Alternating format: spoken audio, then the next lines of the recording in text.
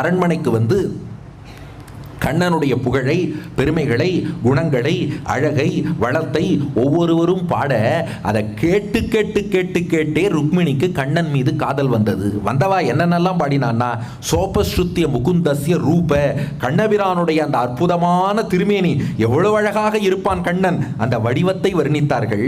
வீரிய, அவனுடைய வீரதீர பராக்கிரம சாகசங்கள், அதை வர்ணித்தார்கள். குண, அவனுடைய நற்குணங்கள், கிருஷ்ணனுடைய பண்புகள் என்ன, அதை வர்ணித்தார்கள். ஸ்ரீயகா, அவனுடைய செழிப்பு, எவ்வளவு செழுமையோடு அந்த பகவான் விளக்குகிறான், அதை வர்ணித்தார்கள்.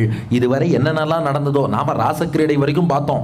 அதுக்கப்புறம் ஆயர்பாடியில் இருந்து கண்ணபிரான் புறப்பட்டு மதுராவுக்கு வந்து அங்கே கம்சனை வதம் பண்ணி, கம்சன் அப்புறம் என்ன பண்றான், மீண்டும் தேவகி வசுதேவரை சிறை வச்சிருந்தான்.